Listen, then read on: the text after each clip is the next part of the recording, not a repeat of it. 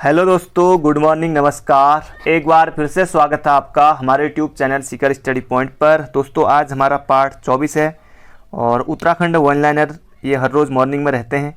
इससे पहले 23 part upload कर दिए हैं। अगर आपने नहीं देखे हैं तो प्लेलिस्ट में आकर देख लीजिएगा। और अगर आपने 10 घंटे की परीक्षा वाणी का वन लाइनर मैराथन नहीं देखा है तो वो भी आप डिस्क्रिप्शन में आकर देख लीजिए। प्लेलिस्ट में है, डिस्क्रिप्शन में भी लिंक है, आप वहाँ से भी देख सकते हैं। तो शुरू करते हैं आज के महत्वपूर्ण प्रश्नों को। पहला प्रश्न है, हिमालय नक्षत्र वेधशाला स्थित है। हिमालय नक्षत्र वेधशाला कहाँ स्थित है ये आपको बताना है। तो जिन्होंने सोचा है देवप्रयाग में तो आप बिल्कुल सही हैं। हिमालय नक्षत्र वेधशाला स्थित है दोस्तों, ये है देवप्रयाग में और स्थापना हुई थी 1946 में। ये भी आपको बिल्कुल याद रखना है। और किसके द्वारा? तो चक्रधर जोशी। तो ये आपको सभी याद रखने हैं। देवप्रयाग में 1946 में चक्रधर जोशी। महत्वपूर्ण प्रश्न है। अगला प्रश्न है, उत्तराखंड लोक संस्कृति और साहित्य एक पुस्तक है। तो ये किसने लिखी है आपको बताना है। उत्तराखंड संस्कृति और साहित्य, तो महत्वपूर्ण प्रश्न पुस्तक है दोस्तों। ये आपको याद रखनी किसने लिखी है। तो ये लिखी है डॉक्टर देव सिंह पोखरिया ने। डॉक्टर देव सिंह पोखरिया, तो ये आप बिल्कुल याद रखिएगा। उत्तराखंड लोक संस्कृति और साहित्य, डॉक्टर देव सिंह पोखरिया। अगला प्रश्न है, उत्तराखंड क्रांति दल की स्थापना कब हुई थी। तो लगभग दोस्तों 7-8 क्वेश्चन आप तब भी सही कर पाएंगे अपने मन में मौखिक तौर पर, क्योंकि यहाँ पर उत्तर आपको दिखाई नहीं देगा। तो उत्तराखंड क्रांति दल की जो स्थापना हुई थी ये हुई थी 25 जुलाई 1979 को। तो ये आपको बिल्कुल याद रखना है। वैसे 24-25 जुलाई भी कहीं पर मिलता है। तो 24-25 जुलाई 1979 को मसूरी में ये हुई थी। मसूरी में ये हुई थी, तो ये आपको बिल्कुल याद रखना है। वहाँ पर्वतीय जन विकास सम्मेलन में हुआ था, तो उस समय 1979 में। तो यूकेडी यानी कि जो उत्तराखंड क्रांति दल गठन है 1979 में हुआ था। और 1979 से 2 डेट याद आ गई मुझे, बाकी और भी अगर आपको याद हो तो बताइएगा। एक तो जो गोविंद बल्लभ पंत संग्रहालय है अल्मोड़ा में, वो याद आ गया 1979 देखते ही। और दूसरा है वो हिस्को की स्थापना, तो ये डेट याद आ गई। बाकी अगर कोई और हो तो आप बता दीजिएगा। क्रांति दल 1979 ये मैंने आपको बताया। और बाकी इसके प्रथम अध्यक्ष थे देवीदत्त पंत। तो ये आपको बिल्कुल याद रखना है, डीडी पंत। अगला प्रश्न है, सुंदरलाल बहुगुणा का जन्म कब हुआ था। तो सुंदरलाल बहुगुणा से पहले भी बहुत ज़्यादा प्रश्न पूछे गए हैं। तो सुंदरलाल बहुगुणा का जन्म हुआ था दोस्तों, ये हुआ था 1927 में। तो ये आपको बिल्कुल याद रखना है, 1927 में हुआ था। और 1927 में हुआ था, ये टिहरी में हुआ था। तो जनपद भी आ सकता है कि जनपद में, और ईयर भी आ सकता है। या फिर सुंदरलाल बहुगुणा का जन्म टिहरी में कब हुआ था, इस तरह से भी आ सकता है, फिर इसी में मिला दिया। या फिर जनपद ही पूछ सकता है। तो टिहरी याद रखेगा 1927 में, टिहरी के मरोड़ा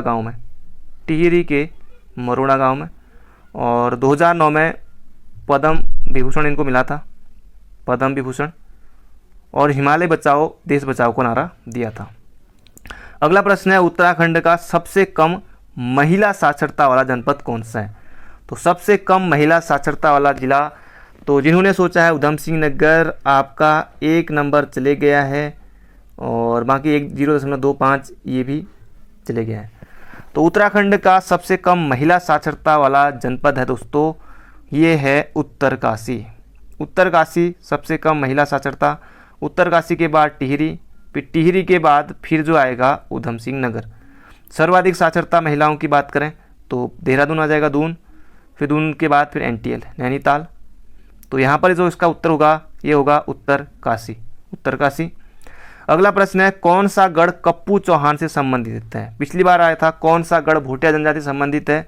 तो कप्पू चौहान भी अजयपाल के साथ फिर युद्ध में अजयपाल की अधीनता भी स्वीकार नहीं की थी कप्पू चौहान ने।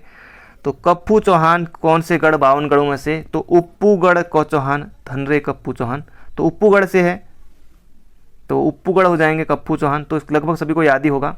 तो उप्पूगढ़ से। और जैसे पिछली बार आया था अभी वीडियो में, जो गढ़तांग गढ़ है वो किससे संबंधित है। तो भोटिया जनजाति से। तो इस तरह से प्रश्न बना था। अगला प्रश्न है, गोपेश्वर त्रिशूल लेक। गोपेश्वर कहाँ? चमोली में। चमोली जिले का मुख्यालय भी है। तो गोपेश्वर त्रिशूल लेख में किस भाषा का प्रयोग हुआ है। ज़्यादातर जो इस तरह के प्रश्न देखने को मिलेंगे तो वहाँ पर संस्कृति आपको करना है। जैसे जो कत्यूरी की दरबारी भाषा से संस्कृत, जो भी इस तरह से प्रश्न आए तो पुराने वाले, तो ज़्यादातर संस्कृत ही रहता है, तो संस्कृत ही आपको करना है। तो गोपेश्वर त्रिशूल लेक में किस भाषा का प्रयोग हुआ है, तो संस्कृत। अगला प्रश्न है मेवला ग्लेशियर स्थित है, तो कोई एक ग्लेशियर एग्जाम में आ जाएगा और वही नहीं आएगा तो हालत ख़राब, 1 नंबर जाएगा। जैसे कीर्ति ग्लेशियर पिछली बार पूछ लिया गया था तो बहुत कम लोग सही कर पाए थे। तो मेवला ग्लेशियर ये चर्चा में रहा है और करंट अफेयर में प्रश्न है। तो मेवला ग्लेशियर है, ये है पिथौरागढ़ में, पिथौरागढ़ में है। और पिथौरागढ़ में जो पंचाचूली है, पंचाचूली पर्वत कहाँ स्थित है, 1 नंबर के लिए पूछा गया, पिथौरागढ़ में। और ऊंचाई पूछी गई अलग एग्जाम में, 2 बार आ गई, तो 6904 है मीटर है इसकी ऊंचाई। और इसी में स्थित है ये मेवला ग्लेशियर, यहीं ये जो पंचाचूली पर्वत है इसकी तलहटी में ये बनाया जा रहा है मेवला ग्लेशियर, तो ये आपको बिल्कुल याद रखना है। अगला प्रश्न है सुशीला राणा का संबंध किस खेल से है, तो सुशीला राणा तो ये तो अलग है, जसपाल राणा तो खैर निशानेबाजी, सुशीला राणा, तो सुशीला राणा यहाँ पर पूछा है। तो सुशीला राणा का संबंध है तो दोस्तों ये है अंतर्राष्ट्रीय हैंडबॉल खिलाड़ी, अंतर्राष्ट्रीय हैंडबॉल खिलाड़ी, तो ये आपको बिल्कुल याद रखना है, अंतर्राष्ट्रीय हैंडबॉल खिलाड़ी है सुशीला राणा। अगला प्रश्न है उत्तराखंड राज्य सरकार द्वारा युवा नीति कब जारी की गई, तो ये की गई आपको परीक्षावाणी में आसानी से मिल जाएगा, 5 सितंबर 2011 को उत्तराखंड सरकार द्वारा युवा नीति जारी की गई थी। तो दोस्तों ये थे आज के हमारे 10 महत्वपूर्ण प्रश्न। बाकी मिलते हैं बहुत जल्दी एक नई वीडियो में। Thank you friend, thank you so much. Video कहीं पर एंड करता हूँ।